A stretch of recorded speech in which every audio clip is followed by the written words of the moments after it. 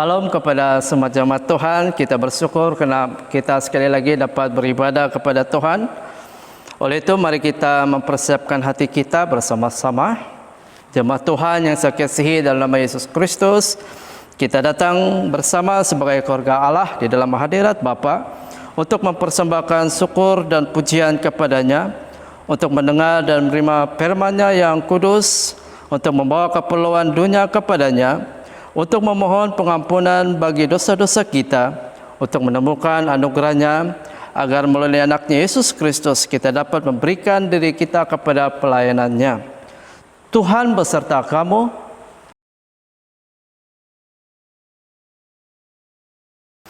Jika kita berkata bahwa kita tidak berdosa, kita menipu diri kita sendiri dan Allah tidak ada di dalam hati kita. Tetapi jika kita mengakui dosa kita kepada Allah, Dia akan menepati janjinya dan melakukan apa yang adil. Dia akan mengampuni dosa kita dan membersihkan kita daripada perbuatan salah. Marilah kita mengakui dosa kita kepada Allah yang Maha Kuasa. Mari kita bersama-sama. Allah yang penuh belas kasihan, Bapa kami di sorga, Pencipta kami dan Hakim kami, kami telah berdosa terhadap Engkau dan terhadap semua manusia, baik dalam pikiran, perkataan dan perbuatan, melalui kelalaian, kelemahan dan kesalahan yang disengajakan. Kami sekarang bertobat dan benar-benar menyesal atas kesalahan kami. Bapa, ampunilah kami demi anak-Mu Yesus Kristus dalam mati untuk kami. Kuatlah kami supaya dapat mengasihi dan mentaati Kau dalam kehidupan yang baru melalui Yesus Kristus Tuhan kami. Amin. Allah yang Maha Kuasa mengampuni semua orang yang mengakui dosa mereka dengan bertobat, mengasihi kita dan membebaskan kita daripada segala dosa kita melalui Yesus Kristus Tuhan kita. Dia meneguhkan dan menguatkan kita untuk pelayanan dan kuasa Roh Kudus dan memelihara kita dalam kehidupan yang kekal. Amin. Tuhan, bukalah bibir kami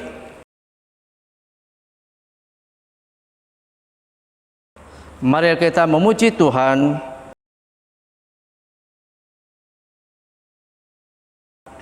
Bersama-sama, kemuliaan pada Allah Bapa, Anak dan Roh Kudus, seperti pada mulanya, sekarang ini, sampai selama-lamanya.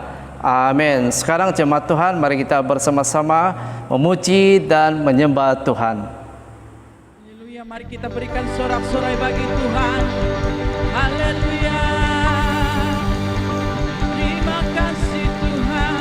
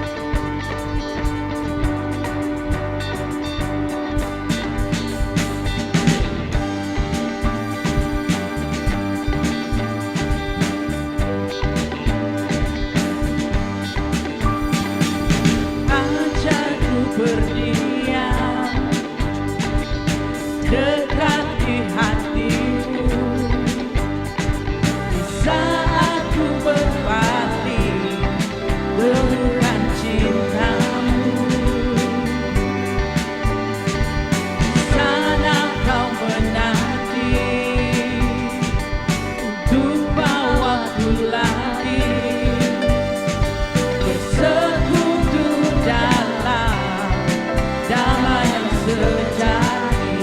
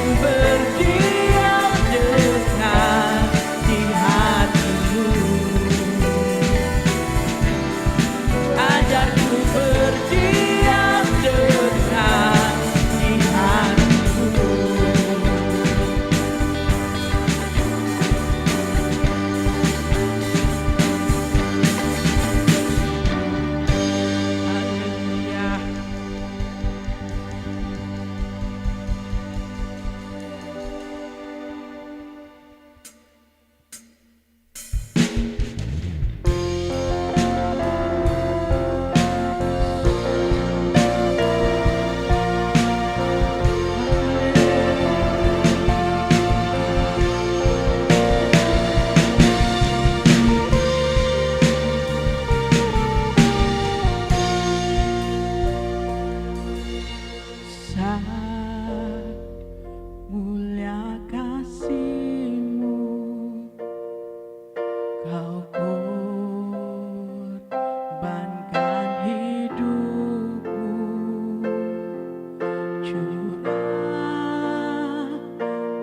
darah-Mu sebagai ganti dosaku.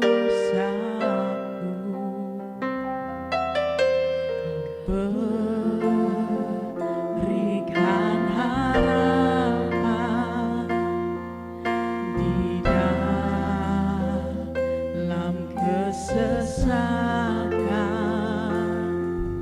Akulah perperdaan-Mu, Yesus Tuhan penebusku. Karena kasih-Mu yang selamatkan-Ku, menyucikan dan menebus hidupku. Ku naikkan syukur buat pengorbanan-Mu, Maha mulia dan terindah Kau, Yesus.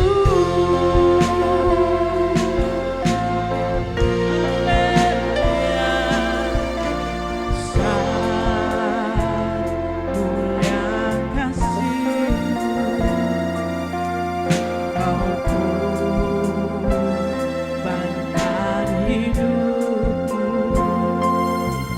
curahkan darah-Mu sebagai ganti dosaku. Kau berikan harapan, berikan harapan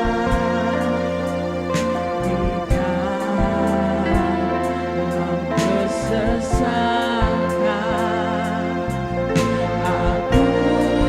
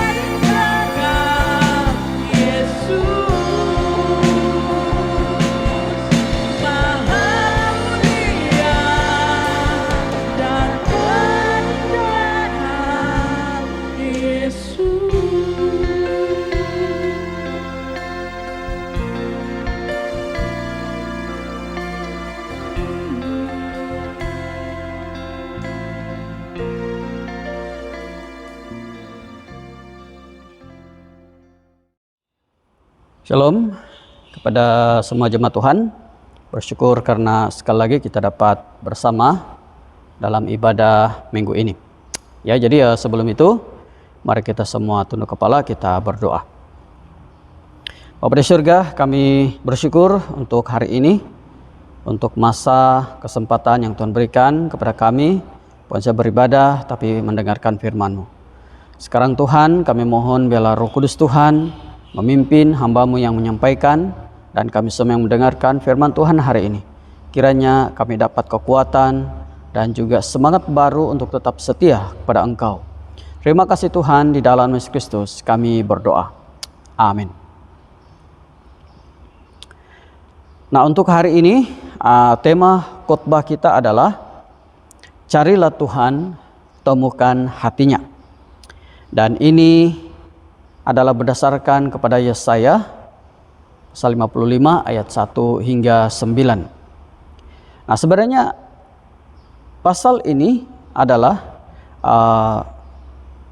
sesuatu atau bahagian dari Yesaya yang ditujukan kepada orang-orang Yahuda yang hidup dalam pembuangan di Babel. Ya, dan kita tahu pada masa itu orang-orang Israel dalam keadaan yang sangat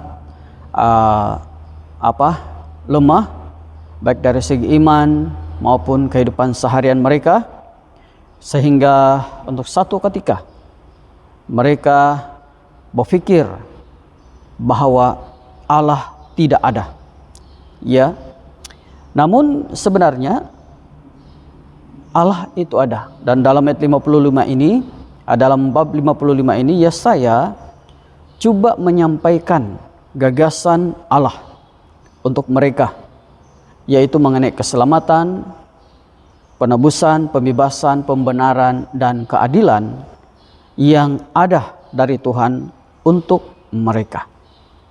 Tinggal saja mereka harus kembali kepada Tuhan, mencari Tuhan, dan mendapatkan kembali pengharapan-pengharapan yang dijanjikan oleh Tuhan kepada mereka. Jadi mengapa temanya carilah Tuhan, temukan hatinya? Karena mereka didorong pertama-tama untuk mencari Tuhan, tetapi bukan setakat mencari, tetapi harus menemukan jauh di dalam hati Tuhan. Karena saat mereka menemukan hatinya Tuhan, mereka akan menemukan perkara-perkara yang menjadi isi hati Tuhan kepada mereka. Yaitu yang pertama, kalau mereka menemukan hati Tuhan, mereka akan menemukan belas kasih-Nya. Itulah sebabnya firman Tuhan dalam Yesaya ini, khususnya dalam ayat 1 dan 2, telah didahulukan dengan satu dorongan belas kasihan atau satu dorongan, yaitu mengatakan marilah. Dalam ayat 1 dan 2, ayo hai semua orang yang haus, marilah dan minumlah air, dan hai orang yang tidak mempunyai uang, marilah terimalah gandum tanpa uang pembeli, dan makanlah juga anggur dan susu tanpa bayaran. Mengapakah kamu belanjakan uang untuk sesuatu yang bukan roti, dan upah jeripayamu untuk sesuatu yang tidak mengenyangkan? Dengarkanlah aku, maka kamu akan memakan yang baik, dan kamu akan menikmati sajian yang paling lazat. Ya, jadi kalau kita perhatikan di sini, melalui Yesaya, Tuhan menjemput orang-orang Yahuda dalam pembuangan ini untuk datang kepada Dia. Karena apa? Di dalam Dia, ya, Tuhan mengatakan bahwa siapa yang haus akan mendapat air, dan itu bukan air yang mana mereka dapat di dunia, tapi itu adalah air atau sumber air hidup itu sendiri, yaitu Allah sendiri. Ya, Allah melalui Yesaya tidak hanya menjanjikan air dan gandum, namun juga menjanjikan anggur dan susu bagi mereka yang datang kepada Allah. Allah berjanji membebaskan mereka, melepaskan mereka yang dahaga dan rasa lapar. Dan pastilah ini bukan semata-mata bercakap mengenai keperluan jasmani, tetapi lebih kepada hal-hal rohani. Semua ini mereka akan dapat kalau mereka meresponi panggilan Tuhan kepada mereka apabila Tuhan berkata, marilah. Jadi hari ini kita harus percaya dalam keadaan apapun, Tuhan sentiasa berkata kepada kita, marilah. Karena apa? Dia tahu untuk apapun yang kita belanjakan bagi memenuhi keperluan jasmani. Seperti mana dikatakan dalam ayat 2 ini, untuk apa kamu belanjakan sesuatu yang bukan roti, upah jerimah, sesuatu yang tidak mengenyangkan dan sebagainya dan sebagainya. Semuanya itu sebenarnya bukanlah sesuatu keperluan yang benar-benar mengenyangkan mereka secara rohani. Tetapi hanya ketika mereka datang atau mencari Tuhan, datang kepada Tuhan dan menemukan isi hati Tuhan di dalam kepada mereka. Selain itu, melalui Nabi Yesaya juga Tuhan berkata, dengarkanlah. Dalam ayat 3, sindingkanlah telingamu dan datanglah kepadaku. Dengarkanlah, maka kamu akan hidup. Aku hendak mengikat perjanjian abadi dengan kamu, menurut kasih setia yang teguh yang kujanjikan kepada Daud. Jadi sekali lagi di sini, Tuhan mau supaya mereka mendengar. Karena apa? Saat mereka mendengar panggilan Tuhan ini dan datang menyaut panggilan Tuhan ini, apa yang mereka akan dapat? Maka kamu akan hidup. Ini berarti panggilan ini bukanlah semata-mata untuk mendengar sesuatu yang tidak berarti apa-apa. Karena panggilan daripada Tuhan ini adalah sesuatu panggilan yang membawa kehidupan, yang membawa hidup. Jadi itulah sebabnya mengapa mereka perlu mencari Tuhan. Temukan hatinya, karena di dalam hatinya ada kasih Tuhan. Tetapi untuk ini mereka perlu pertama-tama memberi respon kepada panggilan Tuhan kepada mereka, supaya datang dan mendapatkan apa yang kekal, apa yang diperlukan hidup mereka yang sepenuhnya dalam hidup mereka, dan mendengarkan. Karena dengan mendengarkan ini mereka mendapat kehidupan. Karena saat mereka mendengarkan dan datang kepada Tuhan, apa yang akan mereka temukan? Mereka akan menemukan kasih Tuhan yang memberikan mereka pengharapan. Mendengar dan memenuhi panggilan Tuhan berarti bangsa Israel dituntut untuk melakukan pertobatan atas dosa yang mereka lakukan. Bangsa Israel harus sanggup mengembalikan citra mereka sebagai bangsa pilihan Allah yang sentiasa beroleh pelindungan dan penyertaan Allah. Dan perjanjian yang disebutkan oleh Nabi Yesaya di sini adalah suatu perjanjian baru, karena ia mengatakan dalam kata hendak, yaitu dalam ayat 3, aku hendak mengikat perjanjian abadi dengan kamu menurut kasih setia yang teguh yang kujanjikan kepada Daud. Artinya ada janji baru yang sedang menanti mereka. Di mana hendak di sini menunjuk masa akan datang. Artinya ini belum berlaku. Dia sudah janjikan tapi ini belum berlaku. Janjinya ini kepada Daud. Dan kita percaya hari ini sebenarnya ini adalah satu perjanjian yang datang dari Allah kepada manusia yang akan bersifat kekal. Perjanjian akan datang adalah suatu perjanjian kasih setia. Suatu perjanjian kekal yang dijanjikan Tuhan kepada Daud. Dan kalau kita mau pergi lebih jauh dalam konteks kita hari ini, kita percaya janji yang dimaksudkan ini adalah janji penyelamatan, penebusan, pembebasan, pelepasan yang sekarang telah disempurnakan di dalam Yesus. Artinya ketika Nabi Yesaya dia menjemput, marilah dengarkanlah. Hari ini pun frasa ini, kata-kata keramat ini masih perlu kita dengar. Karena Yesus sendiri selalu berkata, marilah, datanglah kepadaku yang beban berat, yang haus, dan yang letih, dan yang lapar. Persis seperti yang dikatakan dalam Nabi Yesaya ini. Ya, Tuhan mengatakan perkara yang sama. Dan saat kita mendengar, dengarkanlah itu. Karena dengan mendengarkan jemputan Tuhan, panggilan Tuhan, itu akan membawa kehidupan kepada kita. Jadi jika hari ini kita mendengar karena mungkin atas sebab tertentu atau atas dasar apa saja, kita mungkin menjauhkan diri daripada Tuhan.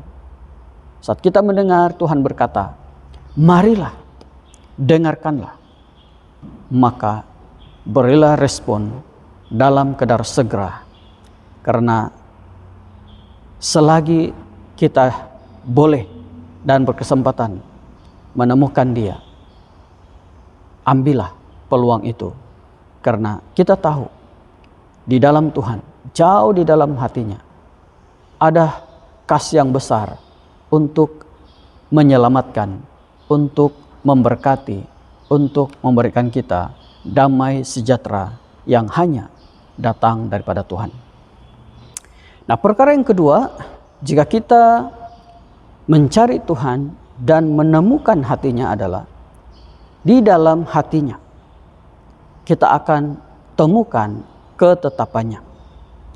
Apakah ketetapan yang sebenarnya diinginkan oleh Tuhan kepada bangsa Israel pada waktu itu? Nah, pada waktu itu sebenarnya Tuhan mau mereka menjadi saksi bagi bangsa-bangsa. Dalam ayat 4 dikatakan, sesungguhnya aku telah menetapkan dia menjadi saksi bagi bangsa-bangsa, menjadi seorang raja dan pemerintah bagi suku-suku bangsa. Nah, walaupun ayat 4 ini sebenarnya masih merujuk kepada seseorang, tetapi kita harus mengerti bahwa dalam konteks hari ini itu tidak lain tidak bukan merujuk kepada Yesus, di mana hari ini kita boleh mengatakan bahwa Yesus adalah saksi perjanjian Allah dengan manusia, dan Yesus adalah saksi bagi bangsa-bangsa karena dialah yang telah menepati janji tersebut. Ya, jadi dengan jelas bahwa dia di sini pastilah merujuk kepada Yesus Kristus. Dan Yesus telah melaksanakan itu saat dia di dunia, walaupun ianya sangat singkat. Ya, persoalan seterusnya bagi kita adalah bagaimana dengan peranan kita.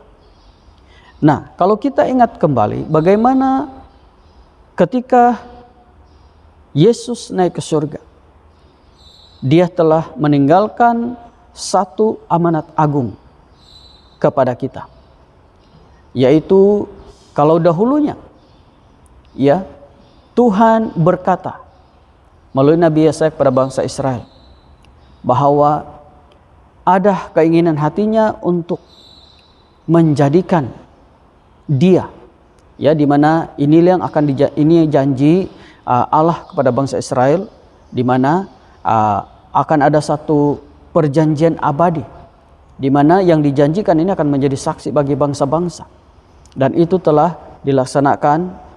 Nubuat ini telah wujud atau menjadi kenyataan di dalam Yesus Kristus. Tetapi bagaimana kata-kata ini relevan dengan kita?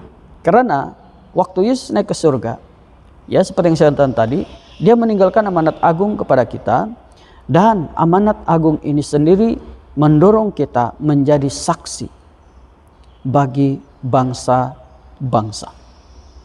Ini berarti sekarang tugas ini adalah tugas kita. Sebab Dia telah menetapkan bahwa setiap orang percaya adalah saksi-saksinya. Jadi dalam hal ini, saat kita menemukan ketetapannya, di mana mula-mula bangsa Israel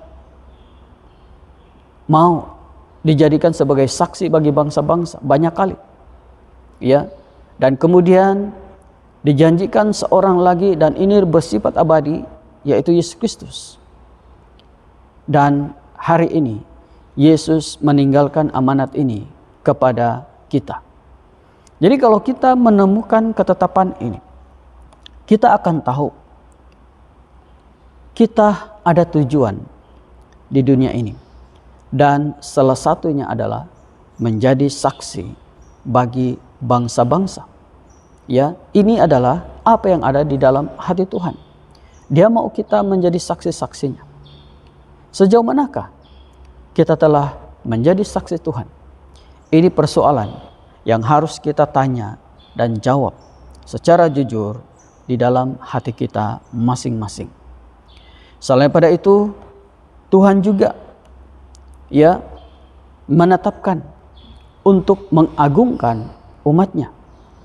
Dalam ayat 5, sesungguhnya engkau akan memanggil bangsa yang tidak kau kenal, dan bangsa yang tidak mengenal engkau akan berlari kepadamu. Oleh karena Tuhan Allahmu dan karena yang Maha Kudus Allah Israel yang mengagungkan engkau. Ya, Dia mau mengagungkan kita, sehingga orang yang kita tidak kenal pun, bangsa yang kita tidak kenal pun akan berlari datang kepada kita. Dan ini adalah sesuatu yang benar kalau merujuk kepada penyelamat, yang mana dalam nubuat ini Dia akan menjadi raja yang memerintah atas semua suku bangsa di dunia dengan adil dan benar. Untuk itu, setiap orang yang telah Tuhan bebaskan dari segala persoalan yang menguasainya, maka dialah yang akan menjadi saksi untuk orang lain, bahkan saksi bagi orang yang tidak dikenalnya. Orang yang tidak mengenal Allah pun akan datang kepada mereka yang percaya untuk mendengarkan kebaikan Tuhan dan menerima Tuhan sebagai penyelamat baginya.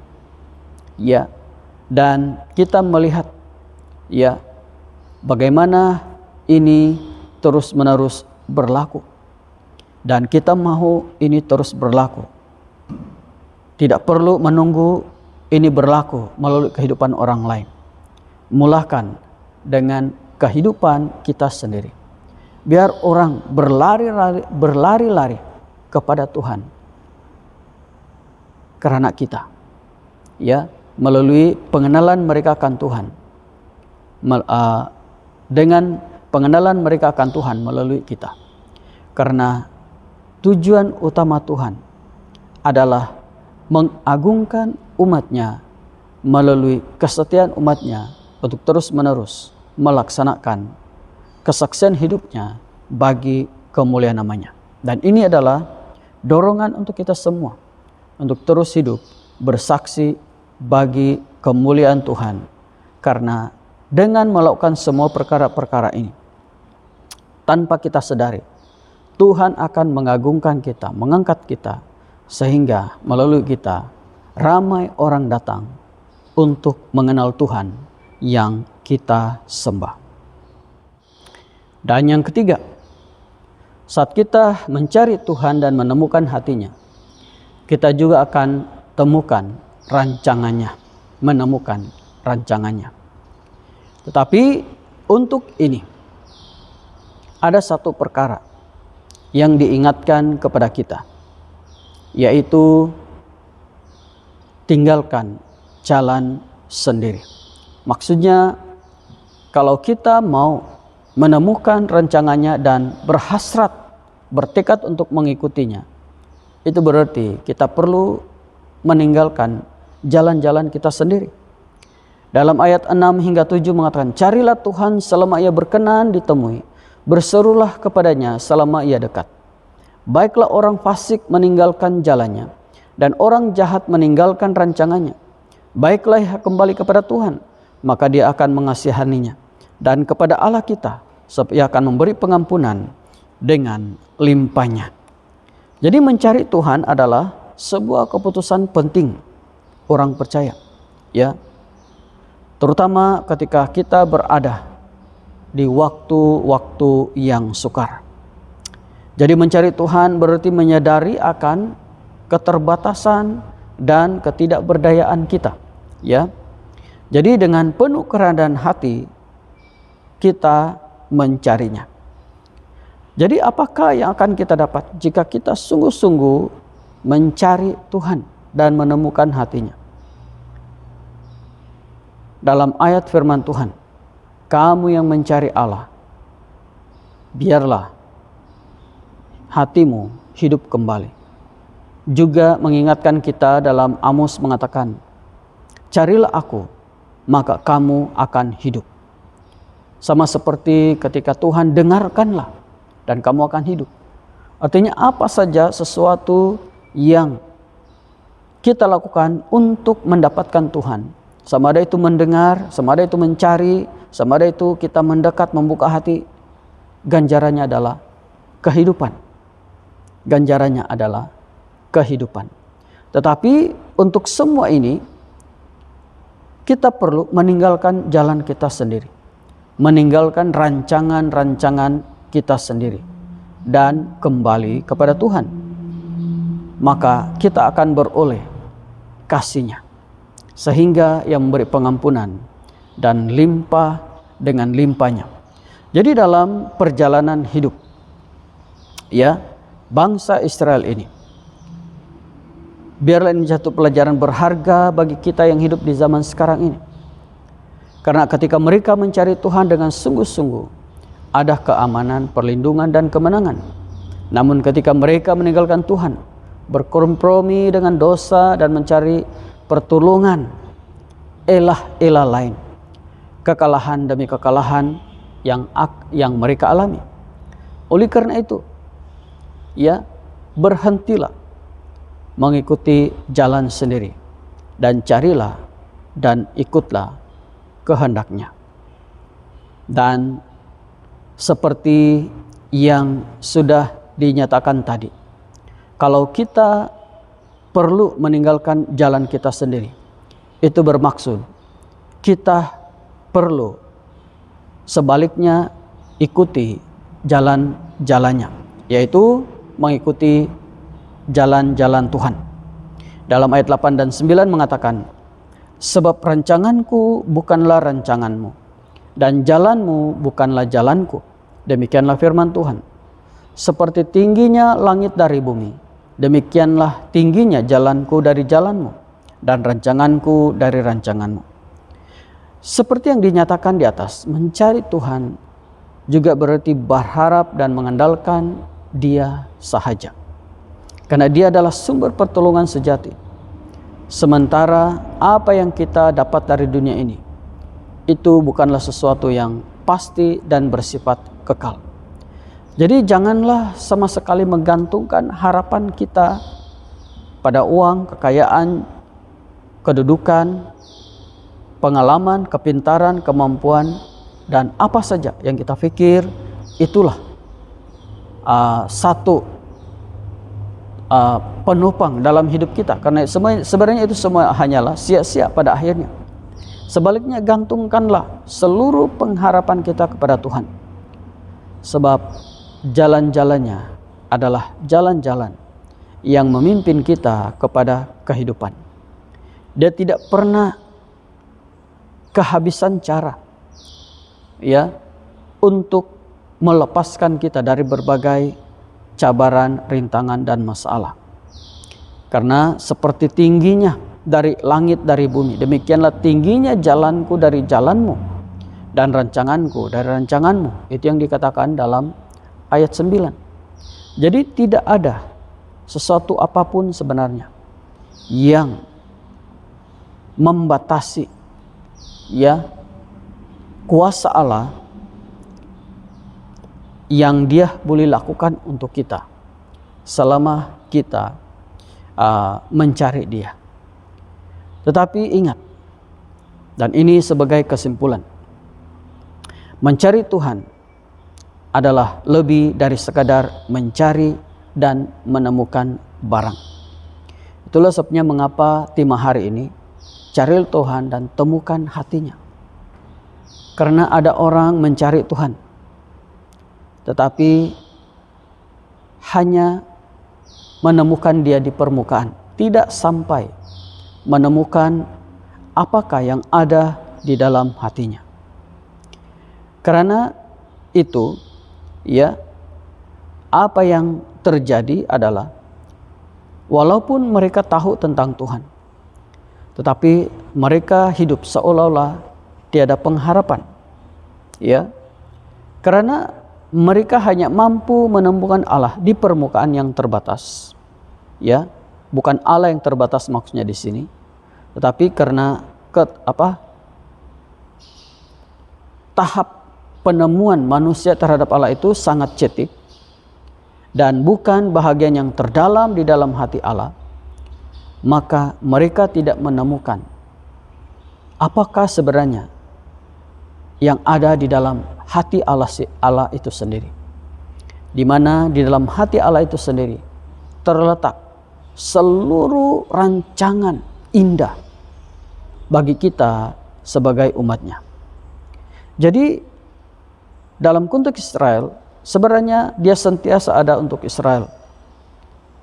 Tetapi pada waktu seperti mereka mengabaikan mereka, adakah itu berarti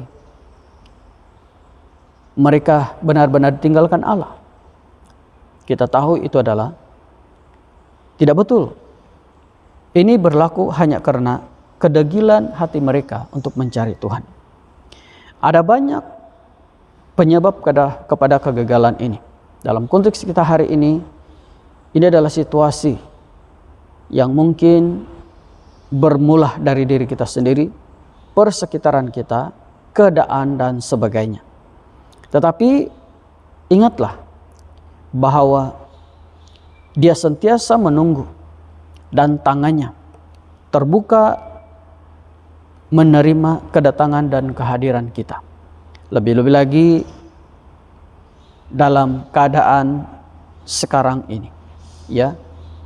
Jadi datanglah, carilah, ya, hati Tuhan, dan kita akan menemukan seluruh kasih Tuhan yang luar biasa.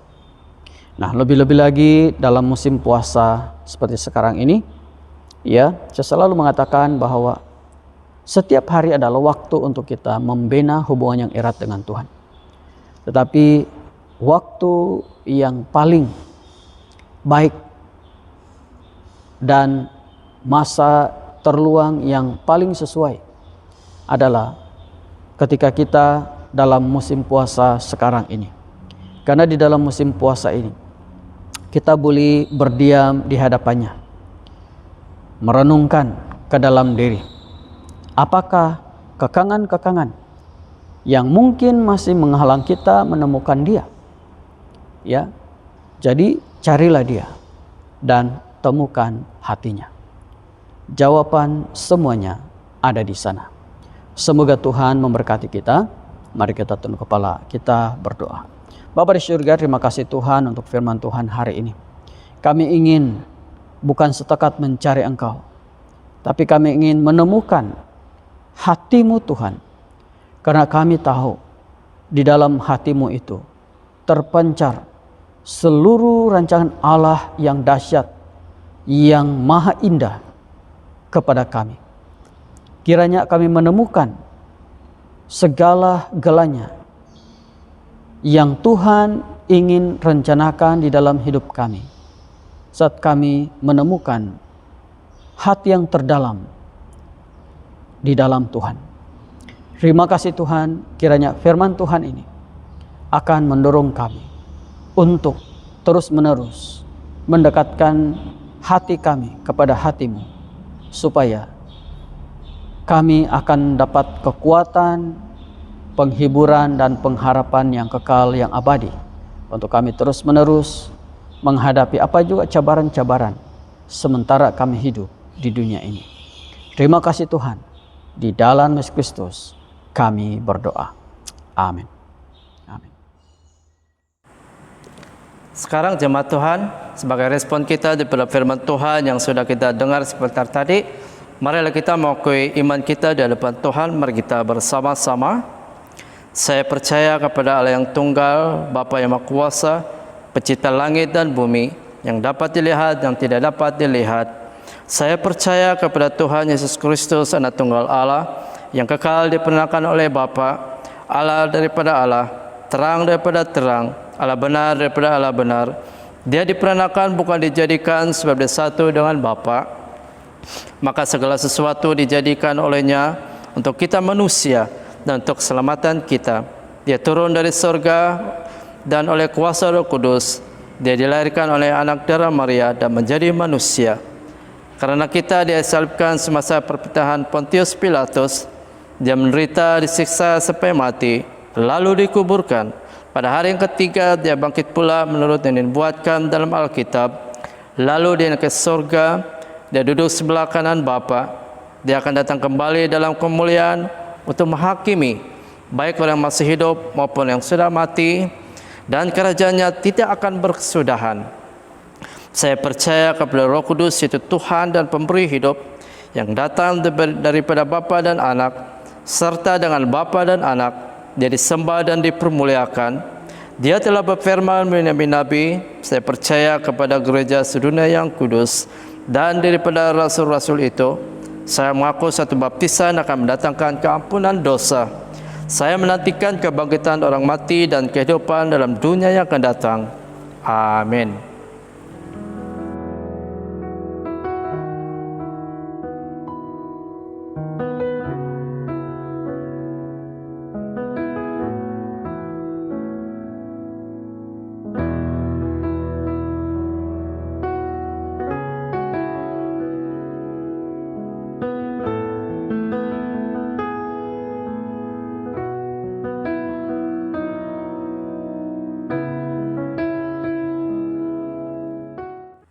Sekarang jemaat Tuhan, mari kita bersama-sama doa Tuhan. Bapa kami yang di sorga, dikuduskanlah nama-Mu, datanglah kerajaan-Mu, jadilah kehendak-Mu di bumi seperti di surga. Berikanlah kami pada hari ini makanan kami sehari-hari. Ampunilah kami akan dosa-dosa kami, seperti kami juga mengampuni orang bersalah kepada kami. Janganlah membawa kami dalam percobaan, tetapi lepaskanlah kami daripada yang jahat. Karena Engkau yang punya kerajaan, kuasa dan kemuliaan sekarang dan selama-lamanya. Amin. Sekarang jemaat Tuhan, mari kita menerima berkat daripada Tuhan kita, Yesus Kristus. Kasih karunia Tuhan kita, Yesus Kristus, dan kasih Allah dan persekutuan Roh Kudus menyertai kita sekalian selama-lamanya. Amin. Sekarang mari kita bersama-sama di dalam lagu kesyukuran. Sekali lagi berikan sorak-sorai bagi Tuhan. Haleluya. Terima kasih Tuhan. Kami menaikkan ucapan syukur kami kepadamu ya Bapa. Haleluya.